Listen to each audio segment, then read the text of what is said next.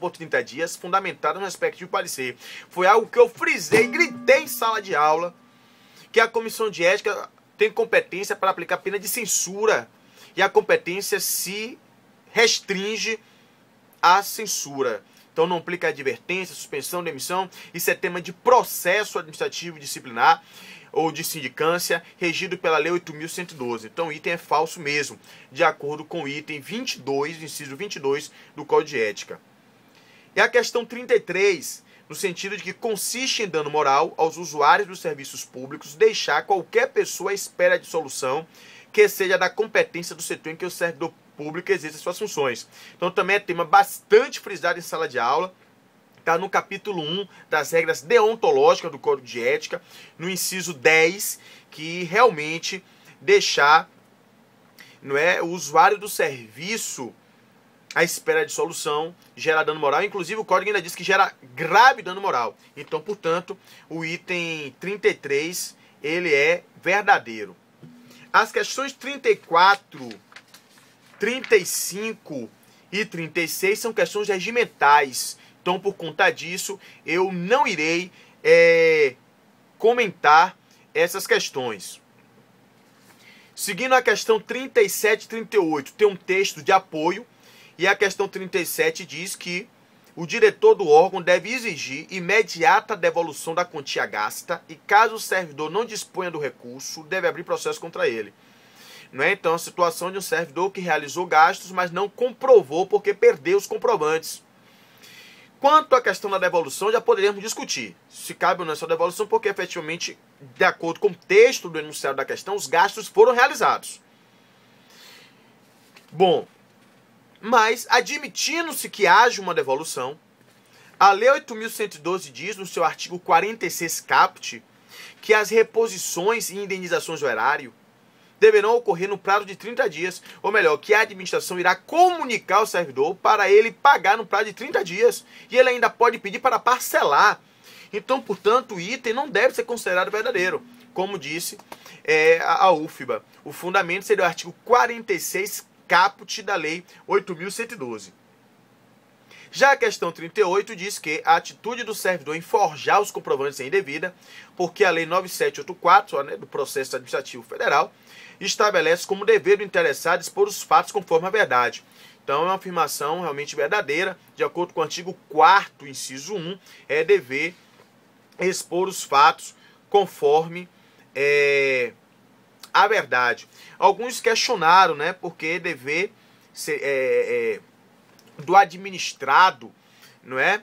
Mas me parece que isso não prejudicaria a questão, o fato de ter afirmado aí dever do interessado.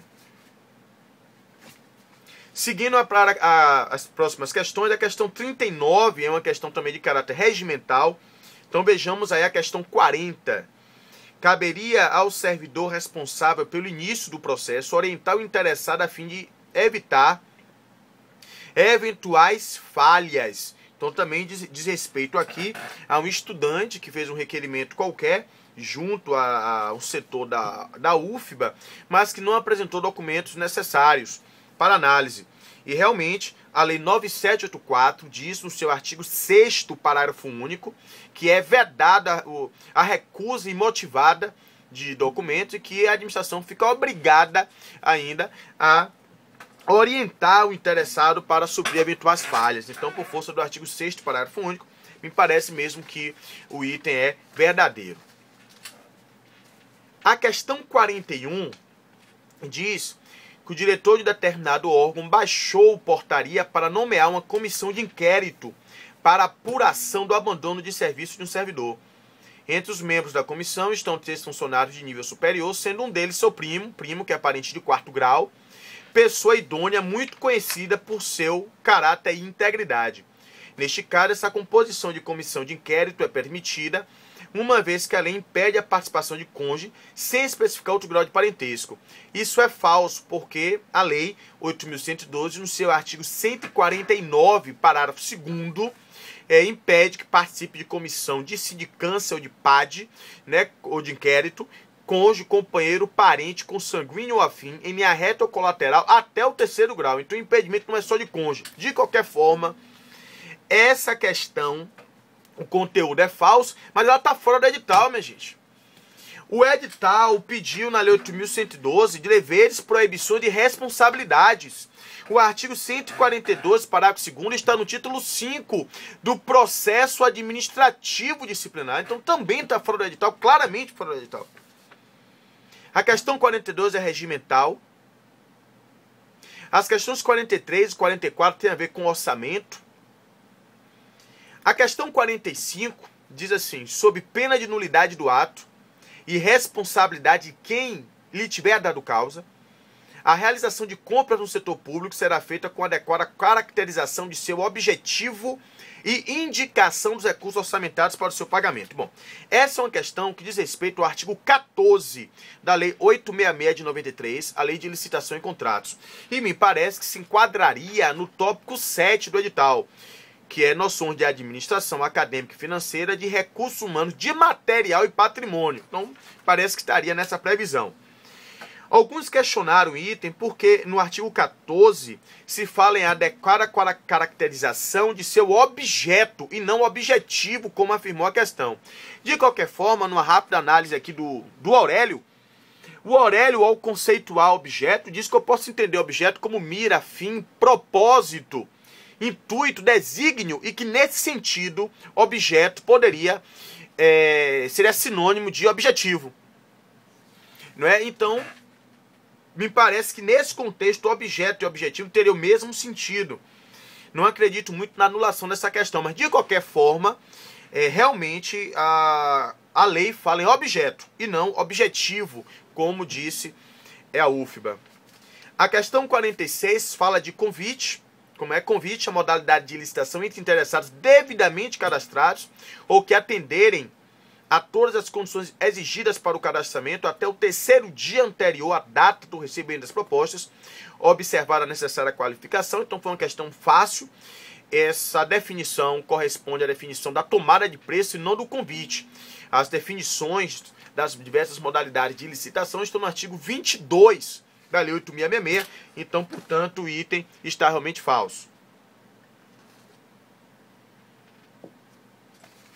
A questão 47 diz que é dispensável a licitação para aquisição de bens destinados exclusivamente à pesquisa científica e tecnológica, com recursos concedidos pelo CAPES, FINEX, CNPq ou outras instituições de fomento à pesquisa, credenciadas pelo CNPq para esse fim específico. Ora, é realmente uma hipótese de licitação dispensável, que consta do artigo 24, inciso 21, da Lei 8.666. No entanto, houve questionamento, porque a Lei 12.349, de 15 de dezembro de 2010, do ano passado, acrescentou, após bens, para aquisição de bens e insumos, acrescentou que a aquisição de insumos também seria a hipótese de licitação dispensável.